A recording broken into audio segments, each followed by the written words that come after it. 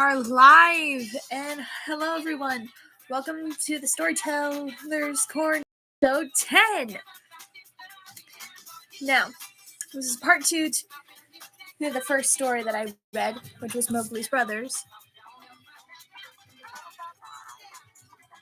Alright, there we go. But yeah, hello everybody. Avery Young here. Welcome to the Storyteller's Corner, episode 10. So this is going to be part 2 of the Mowgli's Trilogy, as I said so before.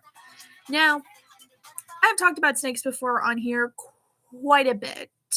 I even read a fairy tale from Italy based off that featured a snake as the helpful animal companion.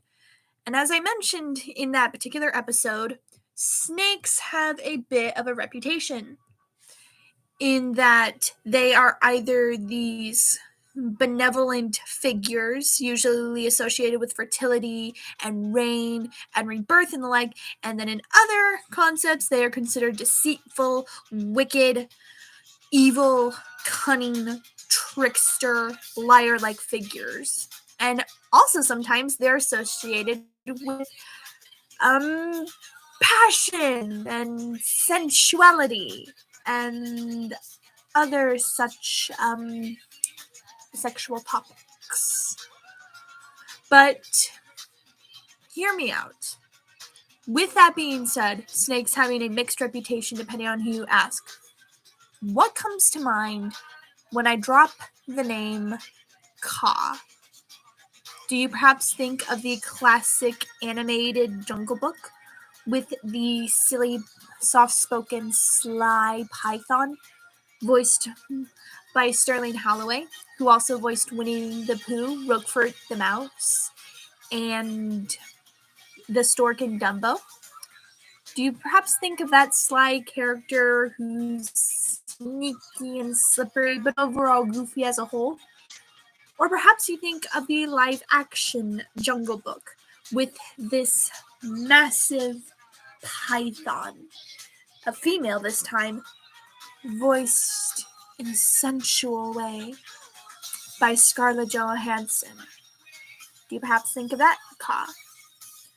Regardless of which one you think of, those two adaptations of the same character have two things in common: malevolence and hypnotism. Hypnotism, of course, being used to catch prey. What would you do if I told you that the character Kaa from the Jungle Book is actually a lot different than you would think? What if I told you that the villainous aspects of Kaa are completely straying far away from the original character? Because if you read the actual story of the Jungle Book by Rudyard Kipling, you find that Kaa is more benevolent, almost akin to a sage, friendly, almost elderly-like figure. I mean, you have this massive python who has lived in the jungle for almost centuries. They are that old. And yet, they're not entirely malevolent. They are doing what is natural to them to survive in the jungle. Because save for Shere Khan, none of the other animals in the jungle in Mowgli's Brothers ever ate man flesh. And this definitely goes against the film adaptations that I mentioned, where Kaa is malevolent and seeking to eat Mowgli. In the Jungle Book, he actually helps him. And of course I will be going into that in today's book, and once again this one has very beautiful illustrations, and I will try to remember to show you all the illustrations. But yeah, welcome. Feel free to talk and ask questions, and after I go through the usual commentary, I will start reading the story. But yes, contrary to the adaptation from film, Kaa is actually quite wise and benevolent and even caring towards Mowgli. Now, there's one film adaptation that actually does portray Kaa as he is portrayed in the book, and it is a Russian animated film, 1993, if I remember right, called The Adventures of Mowgli. I highly recommend you watch it. The English dub used to be on YouTube, but the full thing isn't on there anymore, and I don't know why. But what I love about that version of Ka is that it shows the benevolence, but also that cunning. Because Ka is still cunning, despite the fact that he is benevolent in the original story. But that cunningness is directed only towards those whom he plans to eat. And again, not Mowgli. And as I mentioned before, probably sounded like a broken record player, but the only animal in the Jungle Book who ever ate man flesh was Shere Khan. The other jungle animals didn't. And the reason for that, if you missed watching Mowgli's Brothers, was because if you ate man flesh, according to the jungle creatures, and it was true, is that if you ate man flesh, you became mangy and all your teeth fell out. So that's definitely incentive to not eat human flesh. Imagine if that worked with people. I don't know. But yes, this is part 2, and episode 11 will be part 3 of Mowgli's story, which is Tiger Tiger. And then later on down the line, I might actually read some of the other stories from here, like The White Seal or Rikki Tikki Tavi. Those will definitely be fun. Let me see. But yes, Tiger Tiger is certainly going to be interesting. And I enjoy looking at all the illustrations. This takes me back to when I was a kid. And unlike Mowgli's Brothers that had the Night Song of the Jungle, this story doesn't actually have a bit of poetry or chapter to it. Like, it doesn't have a poem or a song preluding it. It just goes straight into the story. Contrary to that, Tiger Tiger, from what I've seen, yes, right here. Tiger Tiger does have a bit of poetry preluding the story, which you'll definitely hear me read when I get to doing chapter 11. But yeah, don't be shy. Ask me some questions. We can converse before I get into the story. And of course, since we're reading the story of Constantine, I figure it'd be proper to have some delectable chai tea, because I like to drink tea. It makes me happy. So, again, I'll try and show you the illustrations before I flip them. And actually, you know what? Just because I can, I think I will show you this page first. But here is the illustration on the first page. We have Baloo the brown bear, and then we have Mowgli. Like I said before, and I'll say it again, but I love the illustrations. They're very pretty, and they make me happy. And honestly, it's the little things in life that ought to bring a smile to your face. I know, I'm weird. But, I mean, I have 666 subs now, so clearly my weirdness is something you guys enjoy. So, I'm not judging you, though. I think deep down all of us are a little weird in our own way. Oh, and I even put on my ear cuffs for today's live stream because I felt like I needed to wear gold. So, yeah, once we get some people in here, and after the song's finished, which it should be done, then I'll read the story. But welcome. I'm glad to have you here. Okay, so the speaker's still going. But yeah, welcome. I'm going to be reading the story. The song is almost done. Oh, just one. I'll take it, though. And feel free to leave comments. I don't mind. So, son of a gun. Jeez. Sorry.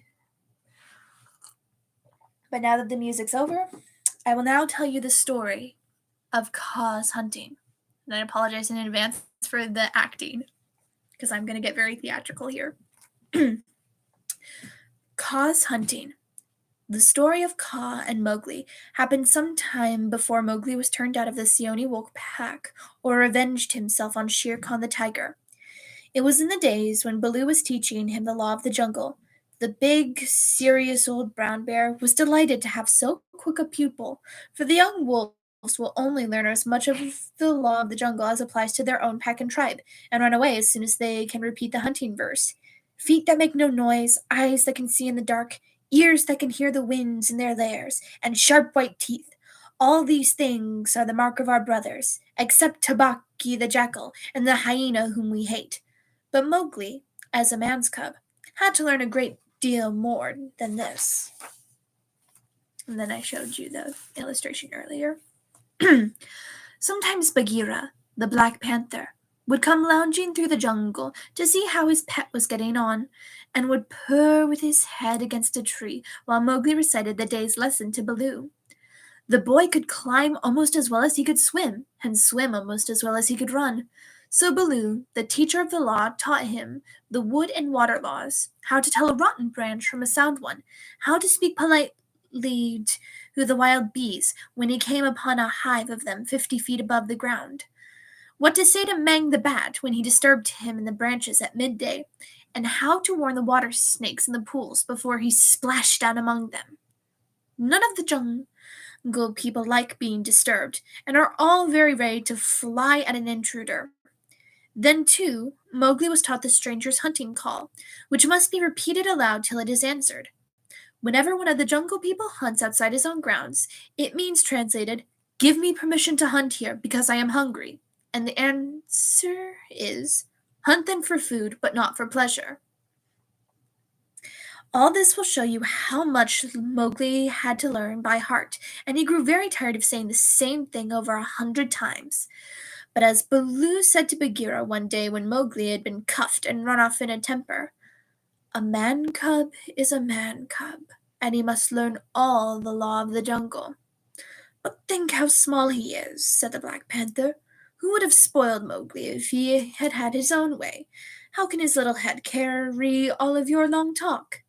Is there anything in the jungle too little to be killed? No. That is why I must teach him these things, and that is why I hit him, very softly, when he forgets." "Softly! What do you know of softness, old Iron Feet?" Bagheera grunted. "His face is all bruised today by your softness." "Ugh! Better to be bruised from head to foot by me who loves him," Baloo answered very earnestly, "than that he should come to harm through knowing no better. I am now teaching him the master words of the jungle that shall protect him with the birds and the snake people and all that hunt on 4 feet, except his own pack. He can now claim protection if only he will remember the words from all the jungle. Is that not worth a little beating? Well, make sure that you do not kill the man cub. He is not a tree trunk for you to sharpen your blunt claws upon. But what are those master words? I am more likely to give help than to ask it." Bagheera stretched out one paw, admiring the steel blue rippling chiseled talons at the end of it. "Still, I should like to know. I will call Mowgli, and he shall say them, if he will. Come here, little brother." "My head is ringing like a bee tree," said a sullen little voice over their heads, and Mowgli slid down a tree trunk, very angry and indignant, and adding as he reached the ground, "I come for Bagheera, not for you, fat old Baloo." "That is all one to me," said Baloo, though he was hurt and grieved. "Tell Bagheera the master words of the jungle, then, that I have taught you today." "Master words for which people?" said Mowgli, delighted to show off. "The jungle has many tongues. I know them all." "You know a little, but not much. Do you see, Bagheera? They never thank their teacher. Not one small wolfling has ever come back to thank old Baloo for his teachings. Say the word for the hunting people, then, great scholar." "We be of one blood, you and I," said Mowgli, giving the words the bare accent which all the hunting people use. "Good. Now for the birds," Mowgli repeated, with a kite's whistle at the end of the sentence. "Now for the snake people," said Bagheera. The answer was a perfectly indescribable hiss, and Mowgli kicked up his feet behind, clapped his hands together to applaud himself, and jumped to Bagheera's back, where he sat sideways, drumming with his nails on the glossy skin, and making the worst face he could think of at Baloo. "There, there, that was worth a little bruise," said the brown bear tenderly. "Some day you will remember me." I'm terribly sorry. Everyone in my family is very loud, despite the fact that I do live streams on occasion, so I'm terribly sorry. And no one's listening, but them's the breaks. Alrighty. Someday you will remember me. Then he turned to tell Bagheera. Hello, Night Solar, welcome. You're the very first person to come to the live stream. I'm currently reading Cause Hunting, which is part 2 of Mowgli's Trilogy. This story happens in the middle, so before Mowgli is driven out of the Seoni Wolf's pack, and before he goes after Shere Khan. So Mowgli has just finished saying the master words of the animals, which is for protection. Baloo's a good teacher, but he does cuff him on occasion. Softly, as a bear can, but still bruising. Someday you will remember me. Then he turned to tell Bagheera how he had begged the master words from Hathi the wild elephant, who knows all about these things, and how Hathi had taken Mowgli down to a pool to get the snake word from a water snake, because Baloo could not pronounce it, and how Mowgli was now reasonably safe against all accidents in the jungle, because neither snake, bird, nor beast would hurt him. No one, then, is to be feared, Baloo wound up, patting his big furry stomach with pride. Except his own tribe, said Bagheera under his breath, and then aloud to Mowgli, Have a care for my ribs, little brother. What is all this dancing up and down? Mowgli had been trying to make himself heard by pulling at Bagheera's shoulder fur and kicking hard. And here are the illustrations. We have Mowgli clapping his hands, and then, we have Bagheera and Baloo. Water snake plus mutant snake equals bird snake? No, a bird snake would be a Quetzalcoatl, which is the feathered serpent. And I don't think I did a Quetzalcoatl ASMR. I might have to at some point. Chai tea, my favorite. Alright, so. And kicking hard. When the two listened to him, he was shouting at the top of his voice, And so I shall have a tribe of my own, and lead them through the branches all day long. What is this new folly, little dreamer of dreams? Said Bagheera. Yes, and throw branches and dirt at old Baloo, Mowgli went on. They have promised me this. Ah! Woof! Baloo's big paw scooped Mowgli off Bagheera's back, and as the boy lay between the big four paws, he could see the bear was angry. Mowgli, said Baloo, you've been talking with the Banderlog, the monkey people. Mowgli looked at Bagheera to see if the panther was angry too, and Bagheera's eyes were as hard as jade stones. You have been with the monkey people, the gray apes, the people without a law, the eaters of everything. That is great shame. When Baloo hurt my head, said Mowgli, he was still on his back, I went away, and the gray apes came down from the trees and had pity on me. No one else cared. He snuffled a little. The pity of the monkey people, Baloo snorted. The stillness of the mountain stream, the cool of the summer sun. There is no such thing. And then, man cub? And then they gave me nuts and pleasant things to eat. And they carried me in their arms up to the top of the trees, and said I was their blood brother, except I had no tail, and should be their leader some day. They have no leader, said Bagheera. They lie. They have always lied. They were very kind to come again. Why have I never been taken among the monkey people? They stand on their feet as I do. They do not hit me with hard paws. They play all day. Let me get up. Bad Baloo, let me get up. I will play with them again. Listen, man cub, said the bear, and his voice rumbled like thunder on a hot night. I have taught you all the law of the jungle for all the peoples of the jungle, except the monkey folk who live in the trees. They have no law. They are outcasts. They have no speech of their own, but use stolen words which they overhear when they listen, and peep, and wait above the branches. Their way is not our way. They are without leaders. They have no remembrance. They boast and chatter and pretend. You see Mowgli on his back. Baloo's gasp. And then we see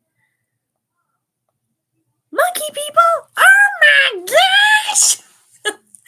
Yes, the monkey people. The Banderlog.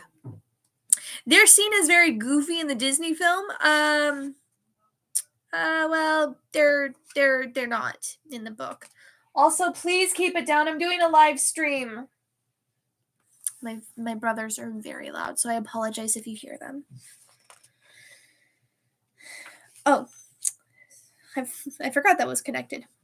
They boast and chatter and pretend that they are a great people, about to do great affairs in the jungle. But the falling of a nut turns their minds to laughter, and all is forgotten. We of the jungle have no dealings with them. We do not drink where the monkeys drink. We do not go where the monkeys go. We do not hunt where they hunt. We do not die where they die. Have you ever heard me speak of the Banderlog until today? No, said Mowgli in a whisper, for the forest was very still now. Baloo had finished. The jungle people put them out of their mouths and out of their minds. They are very many, evil, dirty, shameless, and they desire, if they have any fixed desire, to be noticed by the jungle people. But we do not notice them, even when they throw nuts and filth on our heads. He had hardly spoken when a shower of nuts and twigs spattered down through the branches, and they could hear coughings and howlings and angry jumpings high up in the air among the thin branches. The monkey people are forbidden, said Baloo. Forbidden to the jungle people. Remember. Forbidden, said Bagheera. But I still think Baloo should have warned you against them. I? How was I to know he would play with such dirt? The monkey people. Faugh! A fresh shower came down on their heads, and the two friends trotted away, taking Mowgli with them. What Baloo had said about the monkeys was perfectly true. They belonged to the treetops, and as every beast very seldom looks up, there was no reason for the monkeys and the jungle people to cross each other's paths. But whenever they found a sick wolf, or a wounded tiger, or bear, the monkeys would torment him, and would throw sticks and nuts at any beast for fun, in the hope of being noticed. Then they would howl and shriek senseless songs, and invite the jungle people to climb up their trees and fight them, or would start furious battles over nothing among themselves, and leave the dead monkeys where the jungle people could see them. They were always just going to have a leader, and laws and customs of their own, but they never did, because their memories would not hold over from day to day, and so they compromised things by making up a saying, "What the Banderlog think, now the jungle will think later," and that comforted them a great deal. None of the beasts could reach them, but on the other hand, none of the beasts would notice them. Please lower your voice! I'm doing a live stream. My goodness, I'm terribly sorry. Hi, Avery. Hi, Wolfer. I'm currently reading Cause Hunting. Baloo and Bagheera have been telling Mowgli about the Banderlog, the monkey people, and how they are the outcasts of the jungle. They are not noticed, they are not spoken of. Gosh damn, every time I hear Avery, I always think my name. I'm sorry, Night Solaire. That was the only one I could think of at the time for a pen name. Would you like me to think of a different one? Alright, so yes. So yeah, the Banderlog are bad news. You don't think of them, you don't speak of them. They are the pariahs, the social pariahs of the jungle. Very evil and dirty. It's fine, Lamau. Okay, well, if it ever bothers you, I'm happy to think of a new name, an alias for myself. I don't mind. All right. Let's see. Jungle thing. None of the beasts. Okay. None of the beasts could reach them. But on the other hand, none of the beasts would notice them. And that was why they were so pleased when Mowgli came to play with them, and they heard how angry Baloo was. They never meant to do any more. The Banderlog never mean anything at all. But one of them invented what seemed to him a brilliant idea, and he told all the others that Mowgli would be a useful person to keep in the tribe, because he could weave sticks together for protection from the wind. If they caught him, they could make him teach him. Of course, Mowgli, as a woodcutter's child, inherited all sorts of instincts, and used to make little huts of fallen branches without thinking how he came to do it, and the monkey people, watching in the trees, considered his play most wonderful. This time, they said, they were really going to have a leader and become the wisest people in the jungle, so wise that everyone else would notice and envy them. I'm terribly sorry. I am so sorry. I can't soundproof my bedroom. I'm so sorry. Yep, my family's very loud. My brothers can't freaking... Kind of like the trailer park of the jungle. That's a very... that's one way to put it. I'm just going to leave it at that. My goodness. Anyway, I'm terribly sorry for all the shouting from outside my bedroom door. I'm so sorry. Anyway, so the wisest people of all would notice and envy them. Therefore, they followed Baloo and Bagheera and Mowgli through the jungle very quietly till it was time for the midday nap, and Mowgli, who was very much ashamed of himself, slept between the panther and the bear, resolving to have no more to do with the monkey people. The next thing he remembered was feeling hands on his legs and arms. Hard, strong little hands. Oh my goodness. And then a swash of branches in his face. And then he was staring down through the swaying boughs as Baloo woke the jungle with his deep cries, and Bagheera bounded up the trunk with every tooth bared. The Bandar-log howled with triumph and scuffled away to the upper branches where Bagheera dare not follow, shouting, "He has noticed us! Bagheera has noticed us! All the jungle people will admire us for our skill and cunning!" Then they began their flight, and the flight of the monkey people through tree land is one of the things nobody can describe. They have their regular roads and crossroads, up hills and down hills, all laid out from 50 to 70 or 100 feet above the ground. And by these they can travel even at night if necessary. Two of the strongest monkeys caught Mowgli under the arms and swung off with him through the treetops, 20 feet at a bound. Had they been alone, they could have gone twice as fast, but the little boy held them back. But the boy's weight held them back. Sick and giddy as Mowgli was, he could not help enjoying the wild rush, though the glint of the earth far back down below frightened him, and the terrible check and jerk at the end of the swing over nothing but empty air brought his heart between his teeth. His escort would rush him up to a tree till he felt the thinnest topmost branches crackle and bend under them, and then, with a cough and a whoop, he would fling themselves into the air outward. And then here we see Bandar-log taking Mowgli. And then we have the Bandar-log, which this is what the monkey people look like. They are not spoken of, they are not thought of, and the people of the jungle don't notice them, and for good reason. They're wicked and evil creatures themselves. Alrighty, there we go. And downward, and bring up, hanging by their hands or their feet, to the lower limbs of the next tree. Sometimes he could see for miles across the still green jungle, as a man on the top of a mast can see for miles across the sea. And then the branches and leaves would lash him across the face, and he and his two guards would be almost down to earth again. So bounding and crashing and whooping and yelling, the whole tribe of Bandar-log swept along the tree roads with Mowgli their prisoner. For a time he was afraid of being dropped. Then he grew angry, but he knew better than to struggle, and then began to think. The first thing was to send back word to Baloo and Bagheera, for at the speed the monkeys were going, he knew his friends would be left far behind. It was useless to look down, for he could only see the top sides of the branches. So he stared upward and saw, far away in the blue, Chil the kite balancing and wheeling as he kept watch over the jungle, waiting for things to die.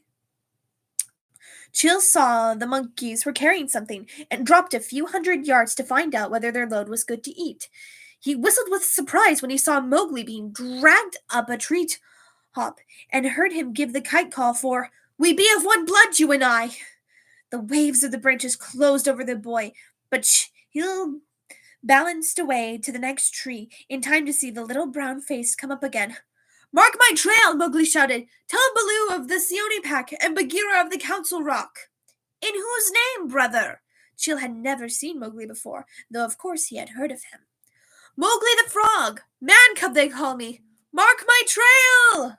The last words were shrieked as he was being swung through the air, but Chil nodded and rose up till he looked no bigger than a speck of dust, and there he hung, watching with his telescope eyes the swaying of the treetops as Mowgli's escort whirled along. "They never go far," he said with a chuckle. "They never do what they set out to. Always pecking at new things are the Bandar-log.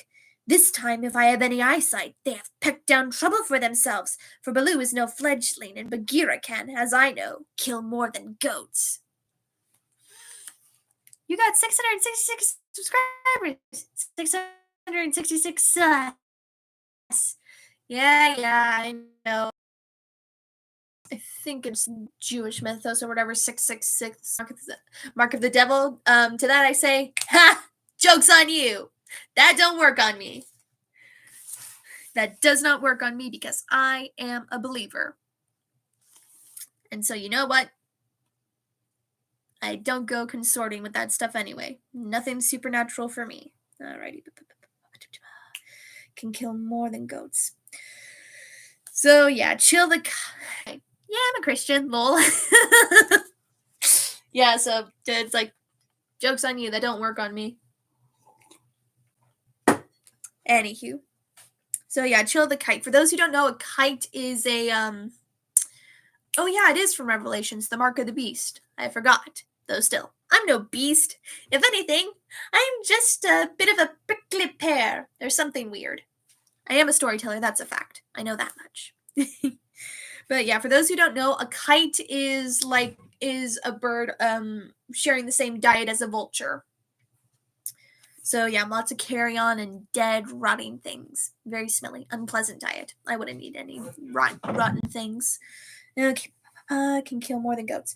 So he rocked on his wings, his feet gathered up under him, and waited. Meantime, Baloo and Bagheera were furious with rage and grief. Bagheera climbed as he had never climbed before, but the thin branches broke beneath his weight, and he slipped down, his claws full of bark. "Why did you not warn the man-cub?" he roared to poor Baloo, who had set off at a clumsy trot in the hope of overtaking the monkeys. "What was the use of half slaying him with blows if you did not warn him? Quickly, oh quickly, we may still catch them," Baloo panted. "At that speed, it would not tire a wounded cow, teacher of the law. Cub beater! A mile of that rolling to and fro would burst you open. Sit still and think. Make a plan. This is no time for chasing. They may drop him if we follow too close. They may have dropped him already, being tired of carrying him. Who can trust the Banderlog? Put dead bats on my head. Give me black bones to eat. Roll me into the hives of the wild beasts that I may be stung to death, and bury me with a hyena, for I am the most miserable of bears. Whoa! Oh, Mowgli, why did I not warn you against the monkey food instead of breaking your head? Perhaps I may have knocked the day's lesson out of his mind, and he will be alone in the jungle without the master words." Bagheera clasped his paws over his ears and rolled to and fro, moaning. Poor Baloo. I'm sorry. "At least he gave me all the words correctly a little... Oh, that's Bagheera. I'm sorry. "At least he gave me all the words correctly a little time ago," said Bagheera impatiently. "Baloo, you have neither memory nor respect. What would the jungle think if I, the Black Panther, curled myself up like Ikey the Porcupine and howled? What do I care what the jungle thinks? He may be dead now. Unless and until they drop him from the branches in sport, or kill him out of idleness, I have no fear for the man-cub. He is wise and well taught, and above all, he has the eyes that make the jungle people afraid. But, and it is a great evil, he is in the power of the Banderlog, and they, because they live in the trees, have no fear of any of our people." Bagheera licked one forepaw thoughtfully. "Fool that I am! Oh, fat, brown, root-digging fool that I am!" said Baloo, uncurling himself with a jerk.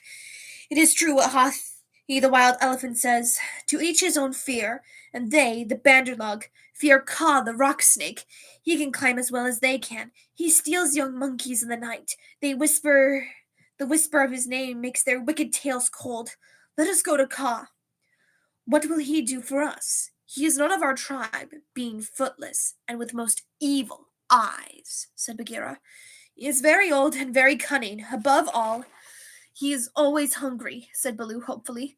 "Promise him many goats." And then we have Bagheera and poor Baloo clasping his paws over his ears and moaning. And then we have Chill the kite. A handsome bird, if I do say so myself. But that, of course, is just my opinion.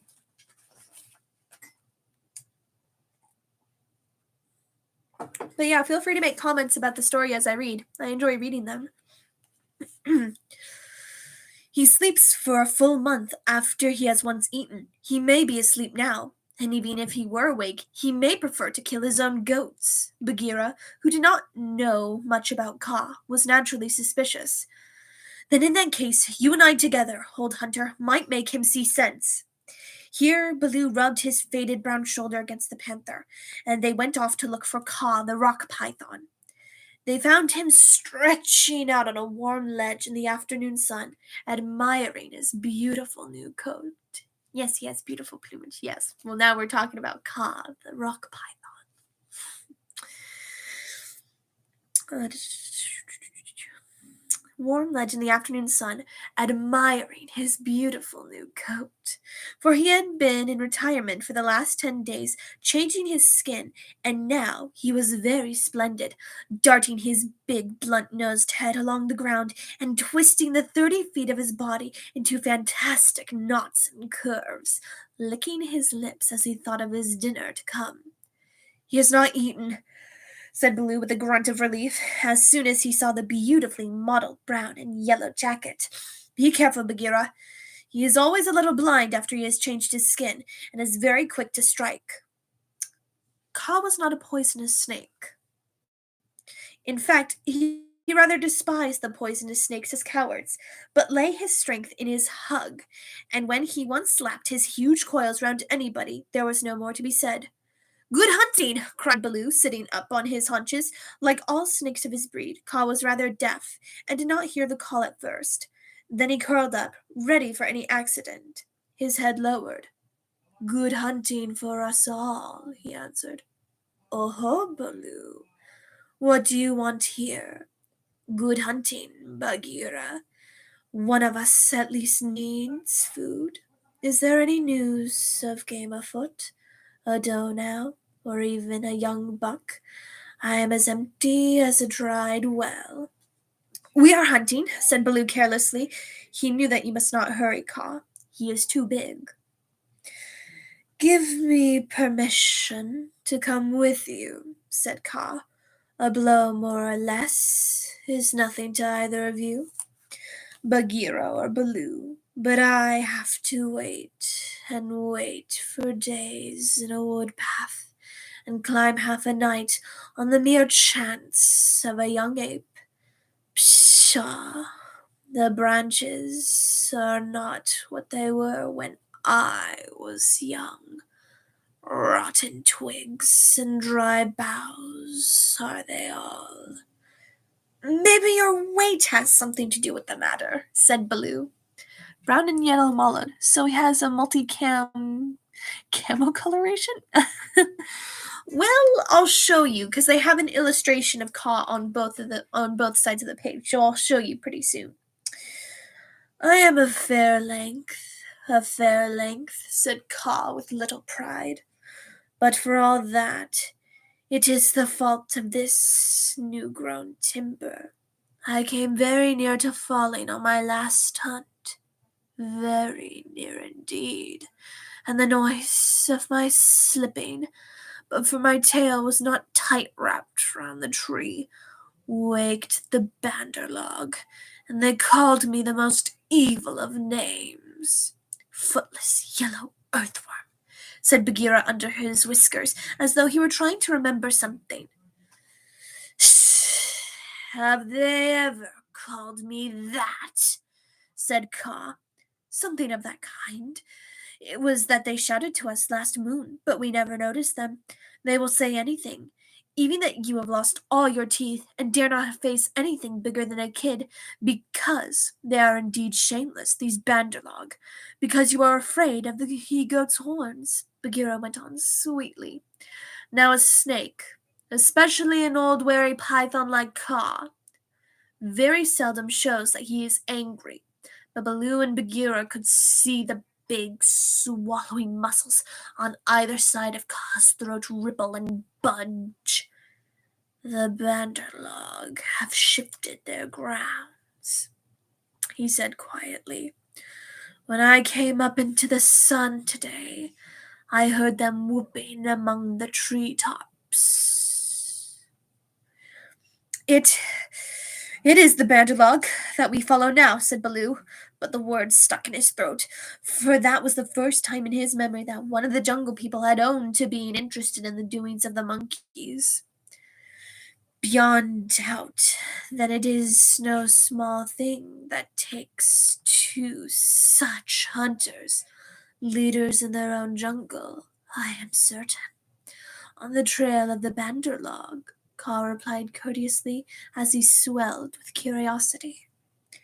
Indeed, Baloo began, I am no more than the old and sometimes very foolish teacher of the law to the Seoni wolf cubs, and Bagheera here is Bagheera, said the Black Panther, and his jaws shut with a snap, for he did not believe in being humble.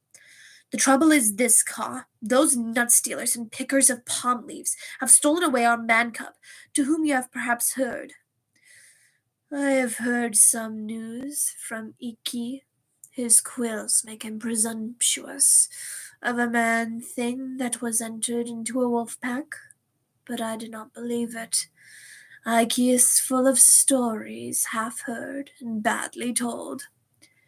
But it is true. He is such a man cub as never was, said Baloo. The best and wisest and boldest of man cubs, my very own pupil, who shall make the name of Baloo famous through all the jungle. And besides, we love him, Kaa. And here's Kaa's coat. I don't know if you can see it with the light, but there you go. That's what his new coat kind of looks like. And of course, this love not being that of couples, it's a familial family love, agape, the love of family, as the Greeks say.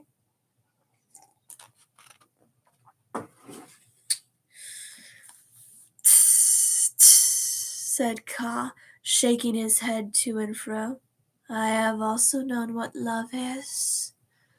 There are tales I could tell you that need a clear night when we are all well fed to praise properly, said Bagheera quickly.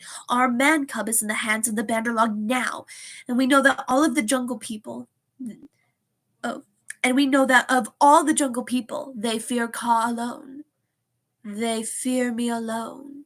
They have very good reason, said Kaa. Chattering, foolish, vain, foolish, and chattering are the monkeys. But a man thing in their hands is in no good luck. They grow tired of the nuts they pick and throw them down. They carry a branch half a day, meaning to do great things with it, and then they snap it in two. That man thing is not to be envied. They called me also yellow fish, was it not? Worm, earthworm, said Bagheera, as well as other things which I cannot say now for shame. We must remind them to speak well of their master. Shh. We must help their wandering memories. Now, where did they go with the cub? The jungle alone knows. Toward the sunset, I believe, said Baloo. We thought you may know, Kaa. I? How? I take them when they come in my way, but I do not hunt the Banderlog, or frogs, or green scum on a waterhole, for that matter. With a panther, a bear, and now a python in pursuit of them, a furious one at that, I think the Banderlog are about to receive an eviction notice. Well, considering that I've read this story before, methinks it'll be something much, much worse. I'm sorry. It happens. But yeah, feel free to comment on my Kaa voice. Jeez. Matter. Up, up, up! Illu, Illu, Illu! Look up, Baloo of the Seoni wolf pack! Baloo looked up to see where the voice came from, and there was Chill the Kite sweeping down with the sun shining on the upturned flanges of his wings. It was near Chill's bedtime, but he had ranged all but he ranged all over the jungle, looking for the bear, and had missed him in the thick foliage. "What is it?" said Baloo. "I have seen Mowgli among the Bandarlog. He asked me to tell you. I watched. The Bandarlog have taken him beyond the river, to the monkey city, to the Cold Lairs. They may stay there for a night, or 10 nights, or an hour. I have told the bats to watch through the dark time. That is my message. Good hunting, all you below." "Full gorge and deep sleep to you, Chill," cried Bagheera. "I will remember you in my next kill, and put aside the head for you alone, O best of kites!" Kites, "It is nothing, it is nothing. The boy spoke the master word. I could have done no less," said, and Chill circled up and again to his roost. "He has not forgotten to use his tongue," said Baloo, with a chuckle of pride. "To think of one so young remembering the master word for the birds too, while he was being pulled across trees!" "It was most firmly driven into him," said Bagheera, "but I am proud of him too. And now we must go to the Cold Lairs." They all knew where it was, but few of the Jungle People ever went there, because what they called the Cold Lairs was an old deserted city, lost and buried in the jungle, and beasts seldom use a place that men have once used. The wild boar will, but the hunting tribes do not. Besides, the monkeys live there as much as they could be said to live anywhere, and no self-respecting animal would come within eye-shot of it, except in times of drought, when the half-ruined tanks and reservoirs held a little water. It is a half a night's journey at full speed," said Bagheera. Baloo looked very serious. "I will go as fast as I can," he said anxiously. "We dare not wait for you. Follow Baloo. We must go on the quick foot, Kaa and I." "Feet or no feet, I can keep abreast with all your four," said Kaa shortly. Baloo made one effort to hurry, but had to sit down panting. So they left him to come on later, while Bagheera hurried forward at the quick panther canter. Kaa said nothing, but, strive as Bagheera might, the huge rock python held level with him. When they came to a hill stream, Bagheera gained because he bounded across while Kaa swam, his head and 2 feet of his neck clearing the water. But on level ground Kaa made up the distance. "By the broken lock that freed me," said Bagheera when twilight had fallen, "you are by no means slow." "I am hungry," said Kaa. "Besides, they called me speckled frog, worm, earthworm, and yellow to boot. It's the same thing. Let us go on." And Kaa seemed to pour himself along the ground, finding the shortest road with his steady eyes and keeping on it. In the Cold Lairs, the monkey people were not thinking of Mowgli's friends at all. They had brought the boy to the lost city, and they were very pleased with themselves for doing it. Mowgli had never seen an Indian city before, though this was almost a heap of ruins. It seemed very wonderful and splendid. Some king had built it long ago on a little hill. You could still trace the stone causeways that led up to the ruined gate, where the last splinters of wood hung to the worn, rusted hinges. The kite would make a gracefully mannered harpy. Indeed he would. Perhaps I ought to make a kite ASMR. Down the road. Who's to say? And then here's a picture of Chill the kite relaying the news to Baloo. Uh-oh. Kaa seems to be able to hold one heck of a grudge. I mean, if you were considered the oldest in the jungle and you lived for quite a long time, wouldn't you be able to hold grudges that long too? Okay, there we go. Now I just gotta hold this on my lap so that way it doesn't overheat on me. Just to make sure. So you get it. You guys all get a close-up of my face. Ain't that nice? I don't know. So yeah. And you also get to see the book. Or maybe not. So yeah. So yeah, I mean, if you were as old as Kaa was, wouldn't you hold grudges that well too? Okay. So they're in the cold ruins now. Trees had grown into and out of the walls. The battlements were tumbled down and decayed, and wild creepers hung out of the windows of the towers on the walls in bushy, hanging clumps. A great roofless palace crowned the hill, and the marble of the courtyards and the fountains was split and stained with red and green. And the very cobblestones in the courtyard where the king's elephants used to live had been thrust up and apart by grasses and young trees. From the palace you could see the rows and rows of roofless houses that made up the city, looking like empty honeycombs filled with blackness. The shapeless block of stones that had been an idol, at the square where four roads meet, the pits and dimples at street corners where the public wells once stood, and the shattered domes of temples with wild figs sprouting on their sides. The monkeys called the place their city and pretended to despise the jungle people because they lived in the forest, and yet they never knew what the buildings were made for, nor how to use them. They would sit in circles on the floor of the king's council chamber and scratch for fleas and pretended to be men, or they would run in and out of the roofless houses and collect pieces of plaster and old bricks in the corner, and forget where they had hidden them, and fight and cry in scuffling crowds, and then break off to play up and down the terraces of the king's garden, where they would shake the rose trees and the oranges in sport to see their fruit and flowers fall. They explored all the passages and dark tunnels in the palace, and the hundreds of little dark rooms, but they never remembered what they had seen, and what they had not, and so drifted about in ones and twos or crowds, telling each other that they were doing as men did. They drank at the tanks and made the water all muddy, and then they fought over it. And then they would all rush together in mobs and shout, There is no one being in the jungle so wise and good and clever and strong and gentle as the Banderlog. They would all begin again till they grew tired of the city and went back to the treetops, hoping the jungle people would notice them. Maybe the kite harpy could make a wonderful curry from the head of beef, sort of like an Indian style Barbados. I mean, maybe. We'll see.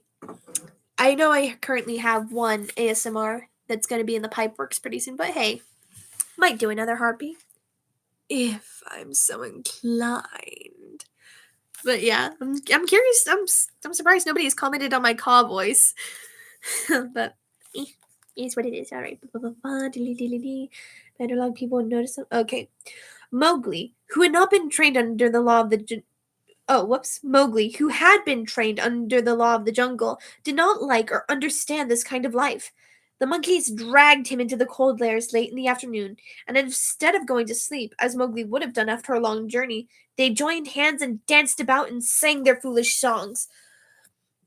One of the monkeys made a speech and told his companions that Mowgli's capture marked a new thing in the history of the Banderlog, for Mowgli was going to show them how to weave sticks and canes together as protection against rain and cold. And so, the illustrations, we have the Banderlogs leading Mowgli into the city, and then we have the actual city of the cold ruins in this illustration right here. It's very pretty, very haunting. I know I sound like a broken record, but I love the illustrations, so there. And cold.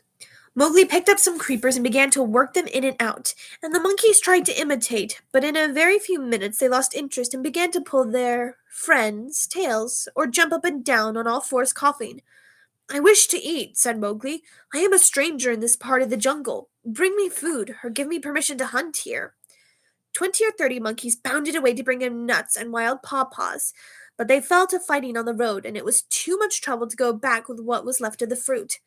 Mowgli was sore and angry as well as hungry, and he roamed through the empty city, giving the strangers' hunting call from time to time, but no one answered him, and Mowgli felt that he had reached a very bad place indeed.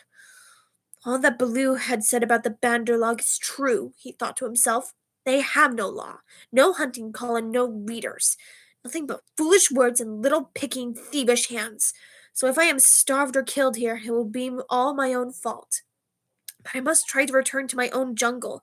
Baloo will surely beat me, but it is better than chasing silly rose leaves with the Banderlog. No sooner had he walked to the city wall than the monkeys pulled him back, telling him that he did not know how happy he was, and pinching him to make him grateful. He set his teeth and said nothing, but went with the shouting monkeys to a terrace above the red sandstone reservoirs that were half full of rainwater. There was a ruined summer house of white marble in the center of the terrace, built for queens dead 100 years ago. The domed roof had fallen in and blocked up the underground passage from the palace by which the queens used to enter, but the walls were made of screens of marble tracery, beautiful milk white fretwork, set with agates and cornelians and jasper and lapis lazuli. As which the moon came up behind the hill, it shone through the open work, casting shadows on the ground like black velvet embroidery. Sore, sleepy, and hungry as he was, Mowgli could not help laughing when the Banderlog began, 20 at a time, to tell him how great and wise and strong and gentle they were, and how foolish he was to wish to leave them. We are great, we are free, we are wonderful, we are the most wonderful people in the jungle. Go, we all say so, and so it must be true, they shouted. Now, as you are a new listener and can carry our words back to the jungle people so that they may notice us in the future, we will tell you all about our most excellent selves. Mowgli made no objection, and the monkeys gathered by hundreds and hundreds on the terrace to listen to their own speakers singing their praises of the Banderlog, and whenever a speaker stopped for want of breath, they would all shout together, "This is true! We all say so!" The Banderlog are kind of like the Aghar, dragon-laced skull and dwarves, a degenerate, ignorant race, yet completely unaware of it.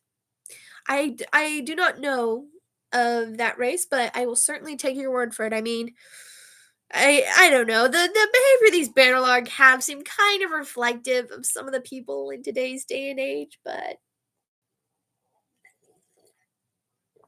you know, she said with a sip of her tea. Okay.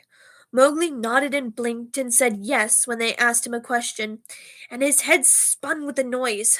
Tabaki the jackal must have bitten all these people, he said to himself, and now they have the madness. Certainly this is Dewani, the madness. Do they never go to sleep? Now there is a cloud coming to cover that moon. If it were only a big enough cloud, I might try to run away in the darkness. But I am tired. That same cloud was being watched by two good friends in the ruined ditch below the city wall, for Bagheera and Kaa, knowing well how dangerous the monkey people were in large numbers, did not wish to run any risks. The monkeys never fight unless they are 100 to 1, and a few in the jungle care for those odds. I will go to the west wall, Kaa whispered, and come down as swiftly with the slope of the ground in my favor. They will not throw themselves upon my back in their hundreds. But I know, said Bagheera. If only Baloo were here, but we must do what we can. When that cloud covers the moon, I shall go to the terrace. They are holding some council there over the boy.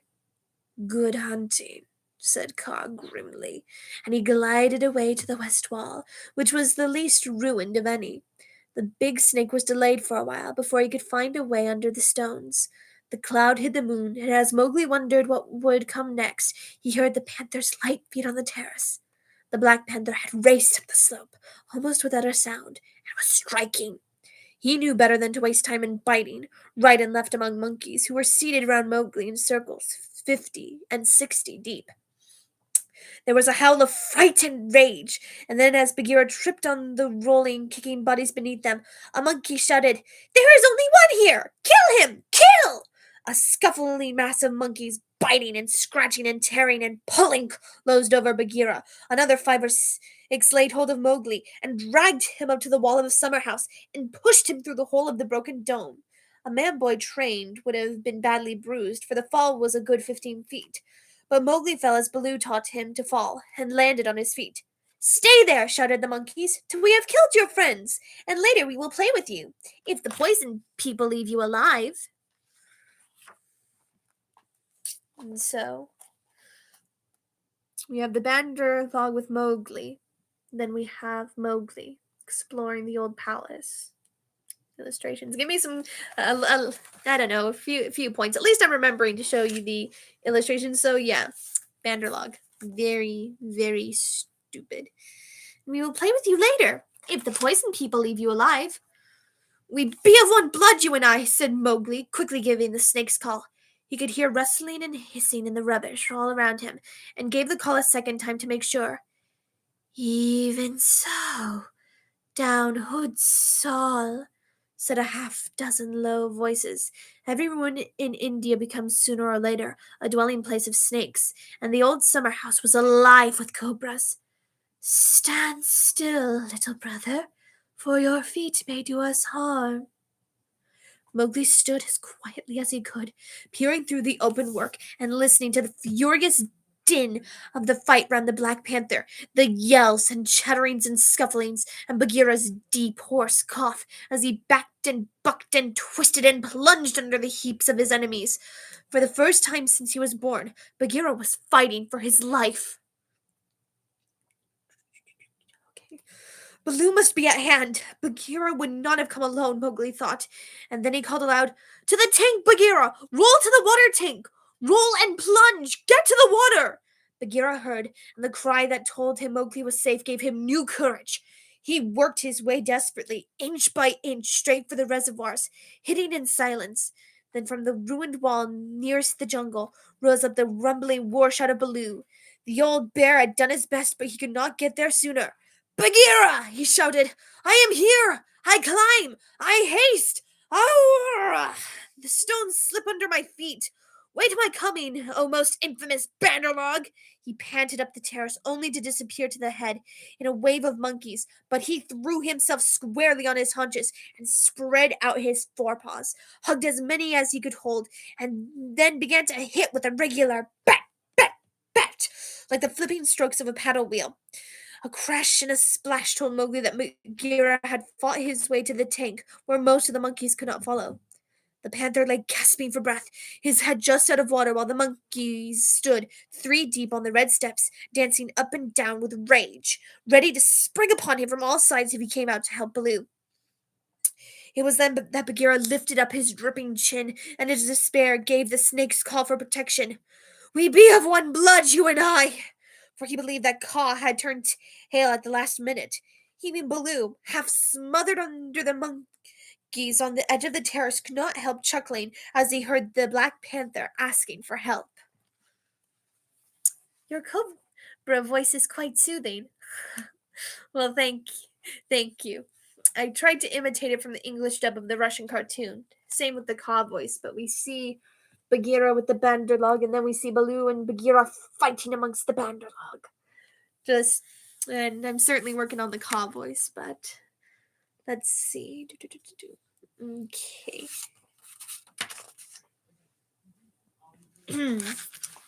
But thank you, I appreciate the compliment. Kaa had only just worked his way over the west wall, landing with a wrench that dislodged a coping stone into the ditch. He had no intention of losing any advantage of the ground, and coiled and uncoiled himself once or twice to be sure that every foot of his long body was in working order.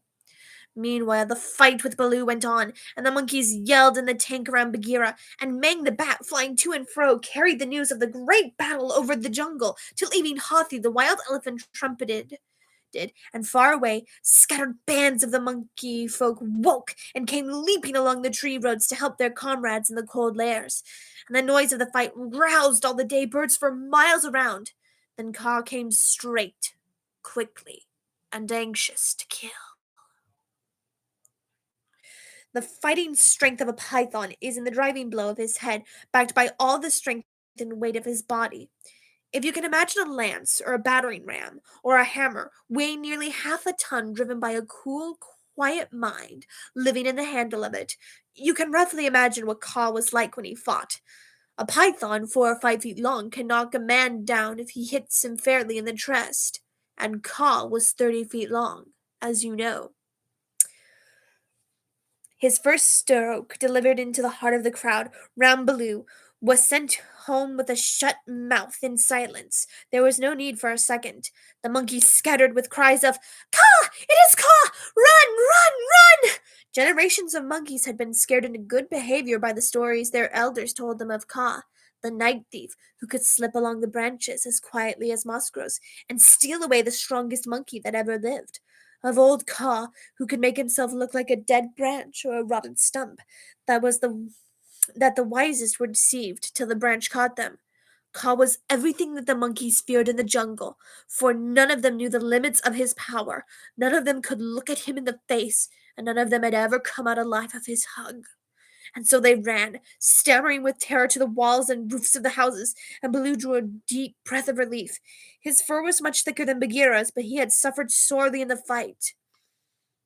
Then Kaa opened his mouth for the first time and spoke one long, hissing word. And the faraway monkeys hurried to the defense of the Cold Lairs, stayed where they were, cowering, till the loaded branches bent and crackled under them. The monkeys on the walls and the empty houses stopped their cries, and in the stillness that fell upon the city, Mowgli heard Bagheera shaking his wet sides as they came up from the tank. And then the clamor broke out again. The monkeys leaped up higher the walls. They clung round the necks of the big stone idols and shrieked as they skipped along the battlements, while Mowgli, dancing in the summer house, put his eye to the screenwork and hooted owl fashion between his front teeth to show his derision and contempt. Get Mowgli out of that trap. I can do no more. Bagheera gasped. Let us take Mowgli and go. They may attack again. Basically a headbutt of epic proportions. Yes. And you said so yourself. Kaa holds a grudge.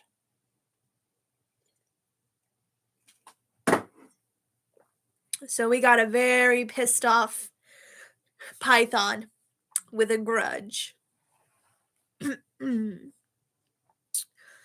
They will not move until I let them. Stay you so, Kaa hissed, and the city was silent once more. I could not come before, brother, but I think I heard you call. This was to Bagheera.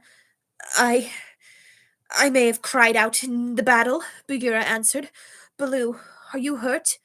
I think they may have pulled me into 100 little bear lanes, said Baloo gravely, shaking one leg after the other. Whoa, I am sore. Kaa, we owe you, I think, our lives, Bagheera and I. No matter. Where is the manling? Here in a trap. I cannot climb out, cried Mowgli. The curve of the broken dome was above his head. Take him away. Oh, whoops. Take him away. He dances like Mal the peacock.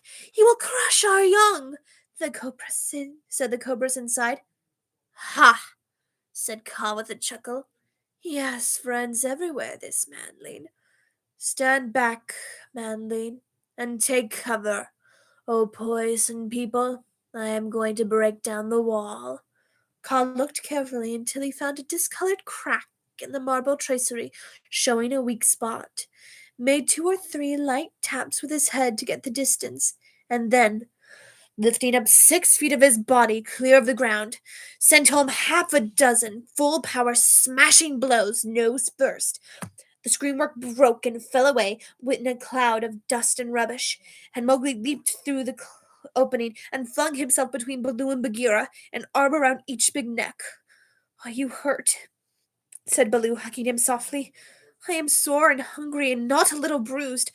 But oh, they have been much tougher with you, my brothers. You're bleeding. Others also, said Bagheera, licking his lips and looking at the monkey dead on the terrace and round the tank. It is nothing, if only you are safe. Oh, my pride of all little frogs, whimpered Baloo. A serpentine seek and destroy mission. Yes. And it's about to get a lot worse for the Banderlog people.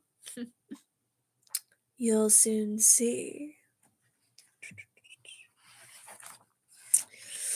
Of that we shall judge later, said Bagheera, in a dry voice that Mowgli did not at all like. But here is Kaa, to whom we owe the battle, and to whom you owe your life. Thank him according to our customs, Mowgli. And here in the illustrations, we see the Banderlog hanging from one of the statues, and we see Kaa among the Banderlogs, frightening them for their lives.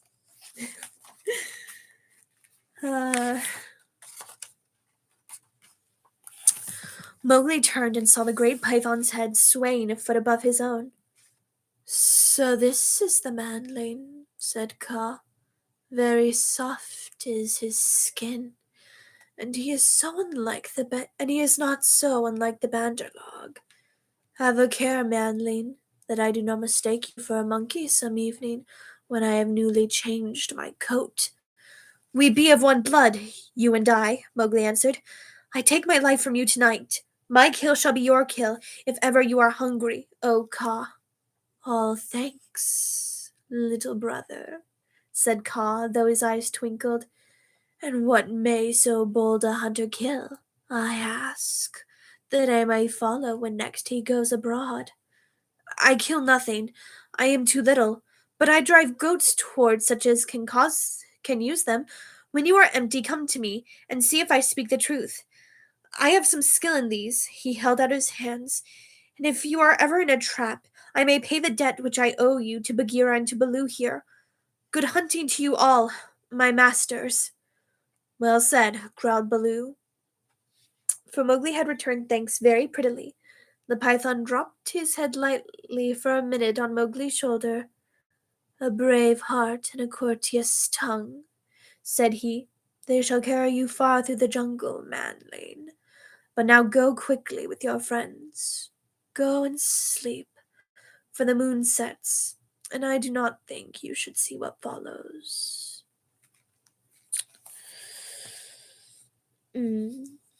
Alrighty. Here it comes. The moment you've all no doubt been waiting for. Sorry, my hair's been making my nose itch.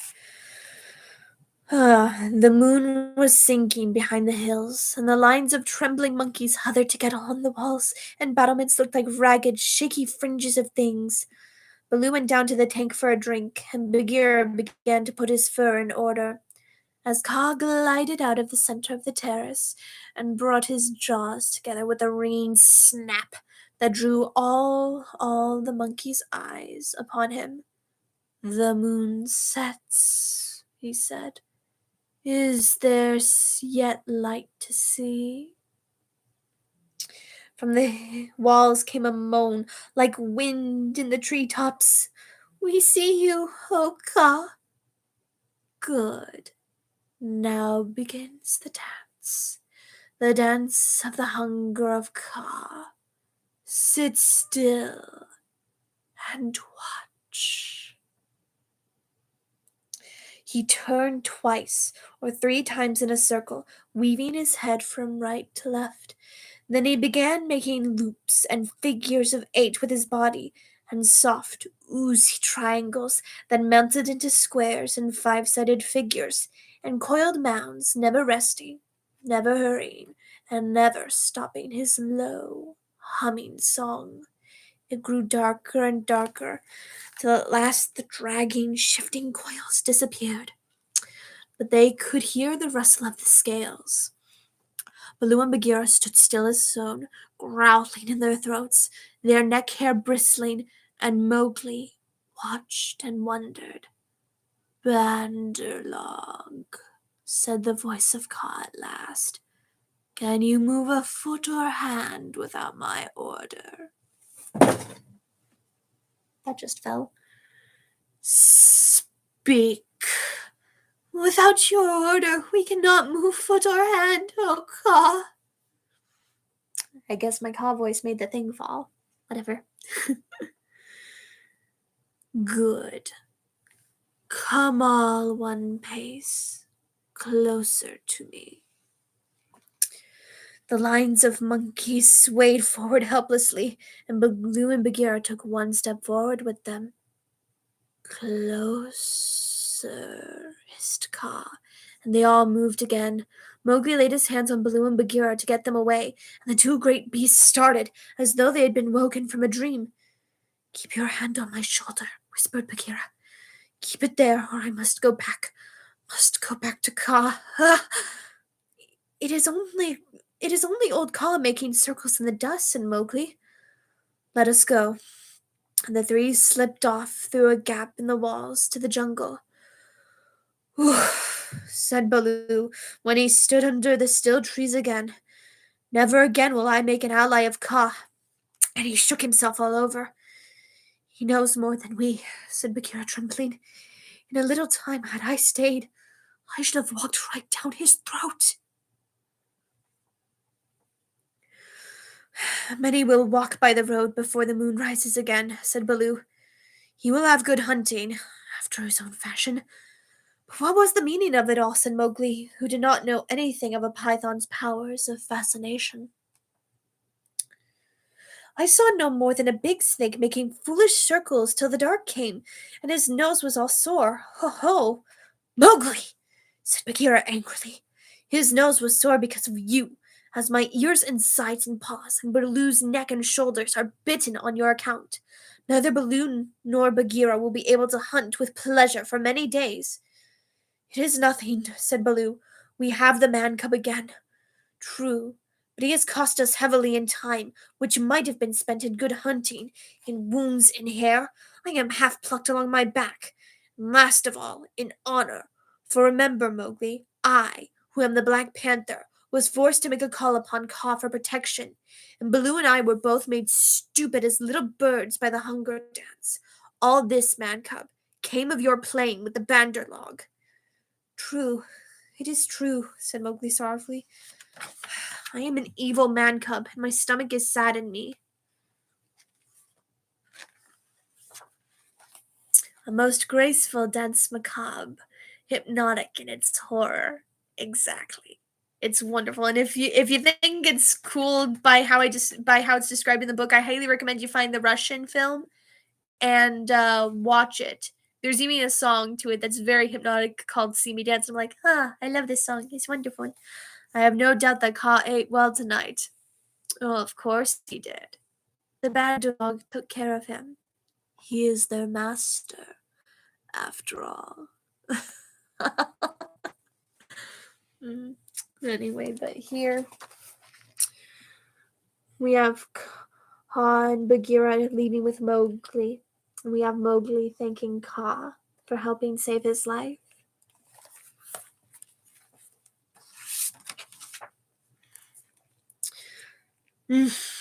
What says the law of the jungle, Baloo?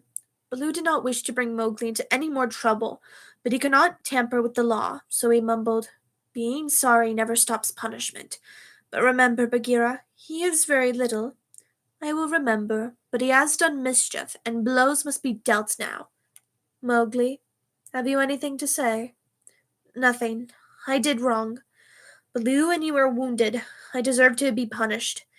Bagheera gave him half a dozen love taps from a Bagheera gave him half a dozen love taps.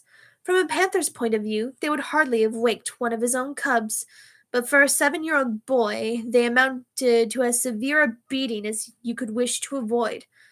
When it was all over, Mowgli sneezed and picked himself up without a word. Now, said Bagheera, jump on my back, little brother, and we will go home. One of the beauties of the jungle law is that punishment settles all scores. There is no nagging afterwards. Mowgli laid his head down on Bagheera's back and slept so deeply that he didn't even wake up when he was put down by Mother Wolf's side in the home cave. His spots are the joy of the leopard, his horns are the buffalo's pride. Be clean, for the strength of the hunter is known by the gloss of his hide. If ye find that the bullock can toss you, or the heavy-browed Sambur can gore, ye need not stop work to inform us. We knew it 10 seasons before. Oppress not the cubs of the stranger, but hail them as sister and brother. For though they are little and fubsy, it may be the bear is their mother. There is none like to me, says the cub in the pride of his earliest kill. But the jungle is large, and the cub he is small. Let him think and be still. Maxims of Baloo. And that marks the end of the second story of Mowgli's trilogy. That is the end of Kaa's hunting. And the final illustration is of Mowgli sleeping at Mother Wolf's side. So, that marks the end of it. Once again with Mowgli's brothers. Well, actually, for this time, I can see a few morals in there. To me, at least. For starters, saying you're sorry doesn't excuse what you did, and you ought to own up to it and be punished proper. And it's better that someone you love discipline you and teach you that lesson at home rather than you learn that lesson out in the world with people who don't care for you as much. Because other people won't treat you as gently as your parents, and your parents only discipline you because they love you. At least they should. Proper parents do that. Improper parents don't. But anyway, that is one of the morals I can take away, and I'm curious to see what you guys think of the morals. Sorry that this one was quite a read, and I'm sorry for all the yelling earlier. My brothers were getting on my mom's nerves, and yeah. Avoid bad company lest they lead you into trouble. Exactly, that's another one, Wolfer. Had Mowgli not played with the Banderlog, none of it would happen. But if none of it happened, we wouldn't have had the story.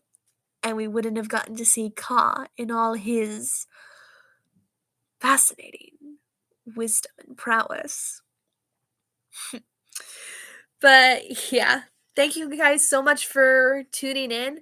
And episode 11 will be the final episode of Mowgli's story, which will be Tiger Tiger.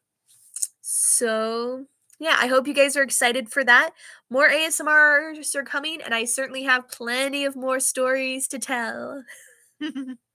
So I hope you're all ready for that. So yeah.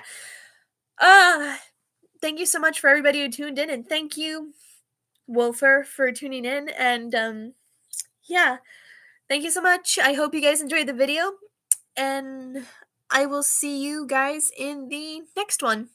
Bye!